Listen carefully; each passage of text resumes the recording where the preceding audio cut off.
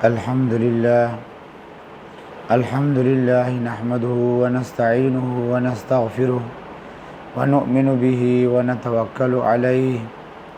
ونعوذ بالله من شرور أنفسنا ومن سيئات أعمالنا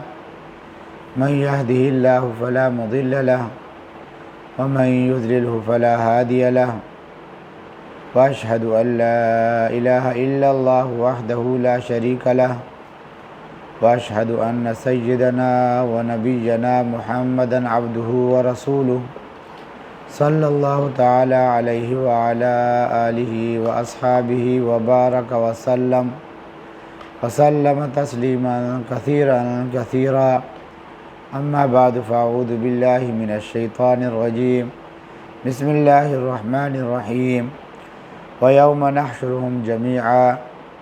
ثم نقول للذين أشركوا أين شركاؤكم الذين كنتم تزعمون وَيَوْمَ نَحْشُرُهُمْ اور جس دن ہم جمع کریں گے ان سب کو ثُمَّ نَقُولُ لِلَّذِينَ أَشْرَكُوا پھر کہیں گے ان لوگوں کو جنہوں نے شرک کیا تھا أَيْنَ شُرَكَاؤُكُمُ الَّذِينَ کہاں ہے شریک تمہارے كُنْتُمْ تَزْعُمُونَ جن کا تم کو دعویٰ تھا ثُمَّ لَمْ تَكُنْ فِتْنَتُهُمْ پھر نہ رہے گا ان کے پاس کوئی فریب الا ان قالوا مگر یہی کہیں گے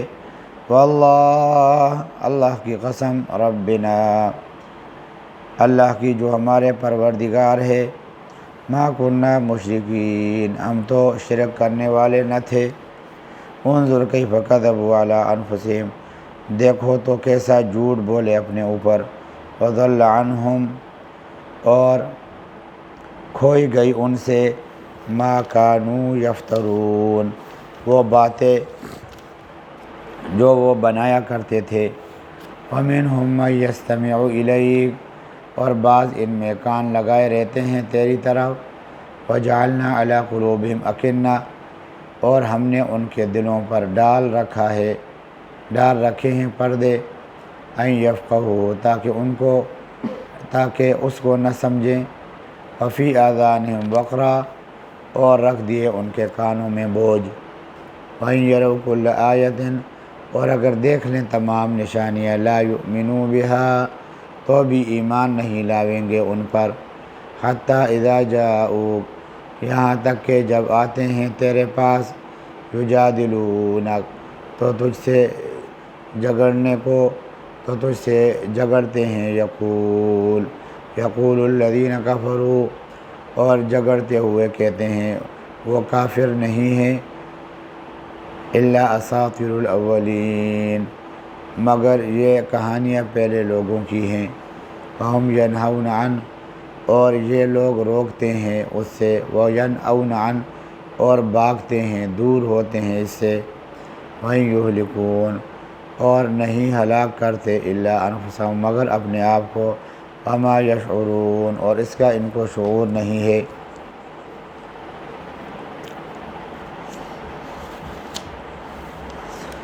یہ جو پچھلی آیت میں اللہ تبارک و تعالیٰ نے فرمایا تھا کہ ظالموں کافروں کو فلاح نصیب نہیں ہوگی اور ان آیات میں اب اس کی تفصیل اور تشریح اللہ نے بیان فرمائی ہے کہ سب سے بڑا امتحان تو ان کا میدان محشر میں رب کریم کے سامنے ہونے والا ہے تو اللہ فرماتے ہیں کہ جس دن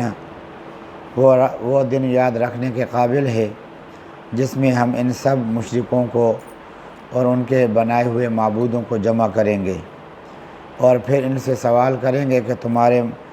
تمہارے وہ معبود تم جن کو معبود اور ہمارا شریک اور اپنا حاجت روا مشکل کشا سمجھتے تھے وہ کہاں ہے تمہاری امداد کیوں نہیں کرتے تو آگے سے جو ہے وہ جواب یہ جو اللہ تبارک ہوتا ہے ثم لفظ ثم یہ تراخی اور دیر کے لیے استعمال آتا ہے یہ معلوم ہوا کہ میدان محشر میں جمع ہونے کے فوراً بعد ہی سوال اور جواب نہیں ہوگا بلکہ اس میں ایک عرصے دراز گزرے گا اور وہ اسی تذبذب کے عالم میں کھڑے رہیں گے، اور پھر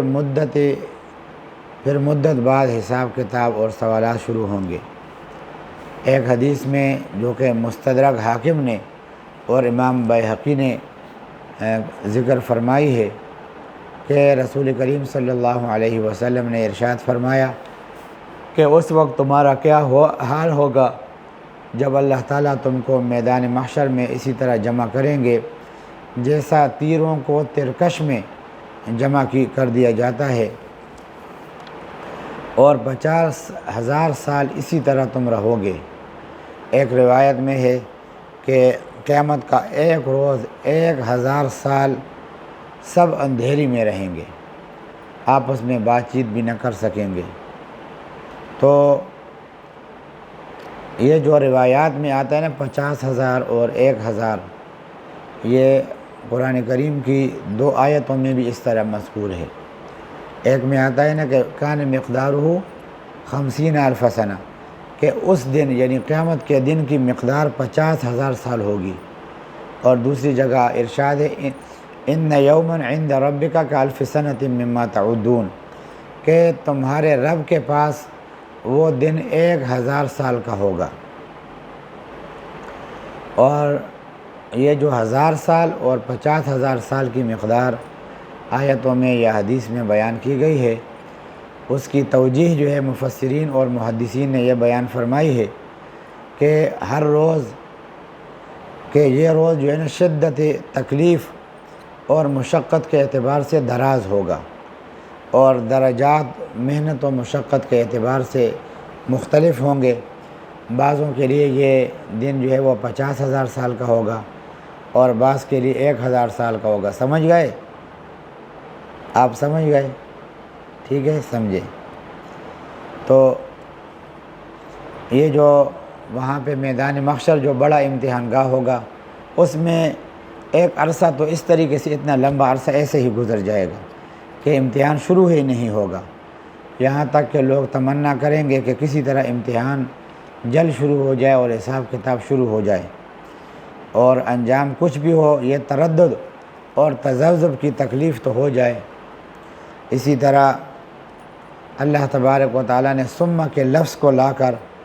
اس میں میدان محشر میں ان کے لمبے اور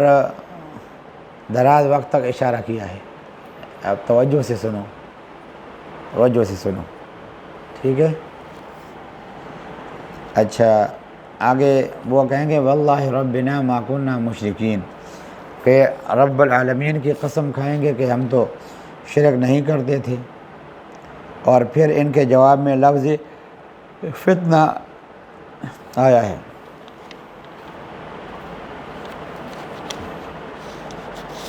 یہ اللہ کا ارشاد ہے ثم لم تکن فتنتہم۔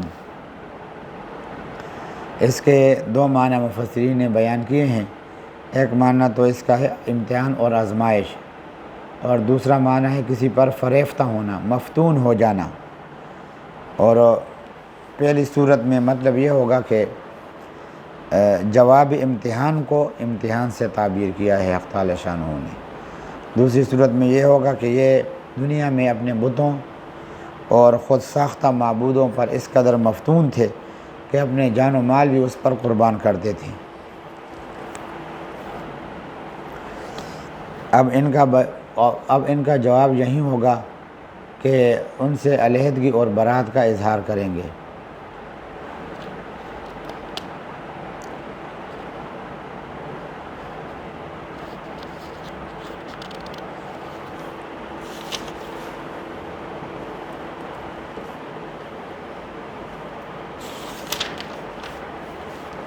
وَلَوْ تَرَىٰ إِذْ وُقِفُوا عَلَى النَّارِ، اگر تو دیکھے جس وقت کے کھڑے کیے جائیں گے یہ آگ دوزخ پر، فَقَالُوا، پھر کہیں گے یا لیتنا نرد، کاش ہم پھر بیچ دیے جاویں دنیا میں، وَلَا نُكَذِّبَ بِآيَاتِ رَبِّنَا، اور ہم نہ جھٹلائیں گے اپنے پروردگار کی آیتوں کو، وَنَكُونَ مِنَ الْمُؤْمِنِينَ، اور ہو جاویں گے ہم ایمان لانے والوں میں۔ بل بدا لہم، کوئی نہیں بلکہ ظاہر ہو گیا، ما کانوا یخفون من قبل، جو چھپاتے تھے پہلے، ولو ردوا لعادوا لما نہوا عنہ، اور اگر پھر بھیجے جاویں تو پھر بھی وہی کام کریں گے جن سے ان کو منع کیا گیا ہے۔ وَإِنَّهُمْ لَكَاذِبُونَ، اور یقیناً یہ پکے ٹھکے جھوٹے ہیں۔ وَقَالُوا إِنْ هِيَ إِلَّا حَيَاتُنَا الدُّنْيَا، اور کہتے ہیں ہمارے لیے زندگی نہیں ہے مگر یہیں دنیا کی، وَمَا نَحْنُ بِمَبْعُوثِينَ، اور ہم کو پھر نہیں زندہ ہونا ہے۔ وَلَوْ تَرَىٰ، اور کاش کہ تو دیکھے، اذ وقفوا علی ربہم، جس وقت وہ کھڑے کیے جاویں گے اپنے پروردگار کے سامنے، قال الیس ھذا بالحق، فرمائے گا کیا یہ سچ نہیں؟ قالوا بلی وربنا، کہیں گے کیوں نہیں، قسم ہے اپنے رب کی۔ قال فذوقوا العذاب، کہے گا چکھو، بما کنتم تکفرون، عذاب بدلے میں اپنے کفر کے۔ قد خسر الذین کذبوا بلقاء اللہ، تباہ ہوئے وہ لوگ جنہوں نے جھوٹ جانا اللہ کے ساتھ ملنے کو۔ حتیٰ اذا جاءتهم الساعة بغتة، یہاں تک کہ جب آ پہنچے گی ان پر قیامت اچانک۔ قالوا یا حسرتنا، تو کہیں گے ہائے افسوس، علی ما فرطنا فیہا، کیسی کوتاہی ہم نے اس میں کی۔ فہم یحملون اوزارہم، اور وہ اٹھائیں گے اپنے بوجھ، علی ظہورہم، اپنے پیٹھوں پر، الا ساء ما یزرون، خبردار ہو جاؤ، برا بوجھ ہے جس کو وہ اٹھائیں گے۔ وما الحیات الدنیا، اور نہیں ہے دنیا کی زندگی، الا لعب و لہو، مگر کھیل اور جی بہلانا۔ وللدار الآخرۃ خیر، اور آخرت کا گھر بہتر ہے، للذین یتقون، پرہیزگاروں کے لیے۔ افلا تعقلون، کیا تم سمجھتے نہیں؟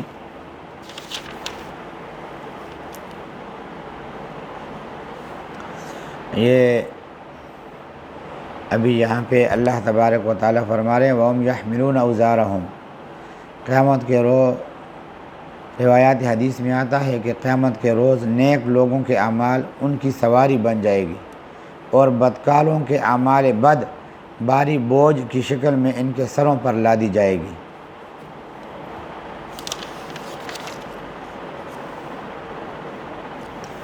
قد نعلم، ہم کو معلوم ہے، انہ لیحزنک الذی، کہ تجھ کو غم میں ڈالتی ہے ان کی وہ باتیں، یقولون، جو وہ کہتے ہیں، فإنہم لا یکذبون، سو وہ تجھ کو نہیں جھٹلاتے، ولکن الظالمین بآیات اللہ یجحدون، لیکن یہ ظالم تو اللہ کی آیتوں کا انکار کرتے ہیں۔ وَلَقَدْ كُذِّبَتْ رُسُلٌ مِّن قَبْلِكَ، اور تجھ سے پہلے بھی رسول جھٹلائے گئے، فَصَبَرُوا عَلَىٰ مَا كُذِّبُوا، انہوں نے صبر کیا، عَلَىٰ مَا كُذِّبُوا، جن باتوں پر ان کو جھٹلایا گیا، وَأُوذُوا، اور ایذا پر،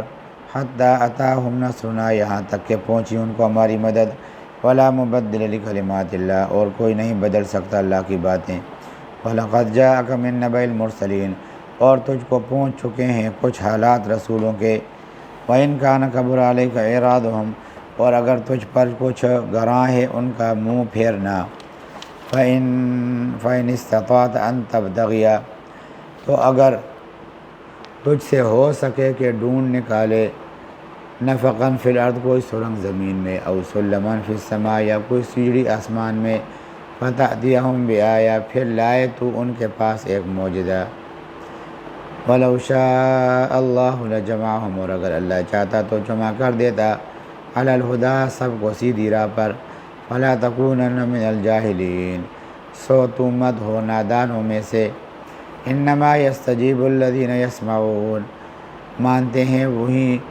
وہی ہے جو سنتے ہیں، والموتیٰ، اور مردوں کو یبعثہم اللہ، زندہ کرے گا اللہ،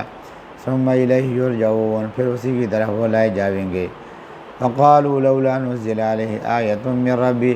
اور کہتے ہیں کیوں نہیں اتری اس پر کوئی نشانی اس کے پروردگار کی طرف سے۔ قل ان اللہ قادر، کہہ دیجئے اللہ کو قدرت ہے، علی ان ینزل آیہ، اس بات پر کہ اتارے کوئی نشانی، ولکن اکثرهم لا یعلمون، لیکن ان میں اکثر نہیں جانتے۔ وما من دابۃ فی الارض، اور نہیں ہے کوئی چلنے والا زمین میں ولا طائر یطیر بجناحیہ، اور نہ کوئی پرندہ کہ اڑتا ہے اپنے دونوں بازوؤں سے، الا امثالکم، مگر ایک امت ہے تمہاری طرح، ما فرطنا فی الکتاب من شیء، ہم نے نہیں چھوڑی لکھنے میں کوئی چیز، ثم الی ربہم یحشرون، پھر یہ سب اپنے پروردگار کے سامنے جمع کیے جائیں گے، والذین کذبوا بآیاتنا، اور جو لوگ جھٹلاتے ہیں ہماری آیتوں کو، صم بکم فی الظلمات، وہ بہرے اور گونگے ہیں اندھیروں میں ہے، من یشاء اللہ یضلل، جس کو چاہے اللہ گمراہ کر دے، ومن یشاء یجعلہ علی صراط مستقیم، اور جس کو چاہے یہ ڈال دے سیدھے راستے پر، قل ارأیتکم ان اتاکم عذاب اللہ، کہہ دیجئے دیکھو تو اگر آوے تم پر اللہ کا عذاب، او اتتکم الساعہ، یا آوے تم پر قیامت، اغیر اللہ تدعون، کیا اللہ کے سوا کسی اور کو پکارو گے، ان کنتم صادقین، بتاؤ اگر تم سچے ہو، بل ایاہ تدعون، بلکہ اسی کو پکارتے ہو،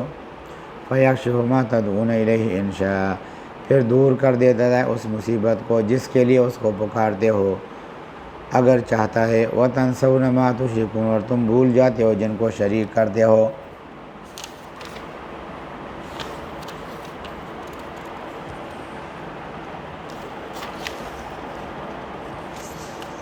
یہ جو آیات ہیں،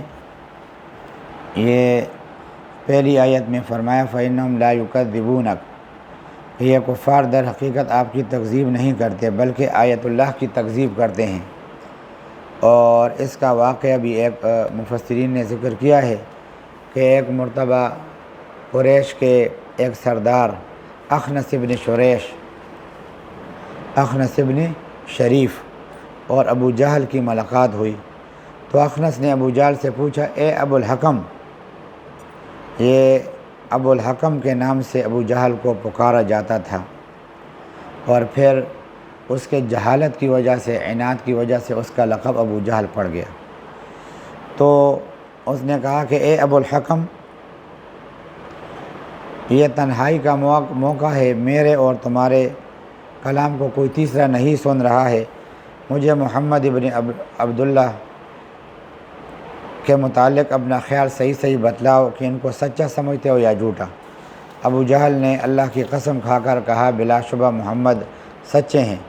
انہوں نے عمر بھر کبھی جھوٹ نہیں بولا ہے۔ لیکن یہ بات کہ قبیلہ قریش کی ایک شاخ بنو قصی میں ساری خوبیاں اور کمالات جمع ہو جائے، باقی قریش خالی رہ جائیں، اس کو ہم کیسے برداشت کریں؟ جھنڈا بنی قصی کے ہاتھ میں ہے، حرم میں حجاج کو پانی پلانے کی اہم خدمت بھی ان کے ہاتھ میں ہے، بیت اللہ کی دربانی اور اس کی کنجی ان کے ہاتھ میں ہے، اگر نبوت بھی ہم ان کے اندر تسلیم کر لیں تو باقی قریش کے پاس کیا رہ جائے گا؟ ایک دوسری روایت میں ہے کہ ابو جہل نے ایک مرتبہ خود رسول کریم صلی اللہ علیہ وسلم سے کہا کہ آپ پر جھوٹ کا کوئی گمان نہیں، اور نہ ہم آپ کی تکذیب کرتے ہیں، ہاں ہم اس کتاب یا دین کی تکذیب کرتے ہیں جس کو آپ لائے ہو۔ آگے اللہ فرماتے ہیں، وما من دابہ، کہ قیامت کے روز انسانوں کے ساتھ تمام جانور بھی زندہ کیے جائیں گے۔ حضرت ابو ہریرہ کی روایت ہے کہ قیامت کے روز تمام جانور، بہائم اور پرندے بھی دوبارہ زندہ کیے جائیں گے، اور اللہ تعالیٰ کا انصاف اس حد تک ہے کہ اگر سینگ والے جانور نے بے سینگ جانور کو دنیا میں مارا ہوگا تو آج اس کا انتقام اس سے لیا جائے گا، اسی طرح دوسرے جانوروں کے باہم مظالم اور انتقام ان سے لیا جائے گا۔ اللہ تبارک و تعالیٰ ان آیات پر ہمیں عمل کرنے کی توفیق نصیب فرمائے۔ وآخر دعوانا ان الحمد للہ رب العالمین۔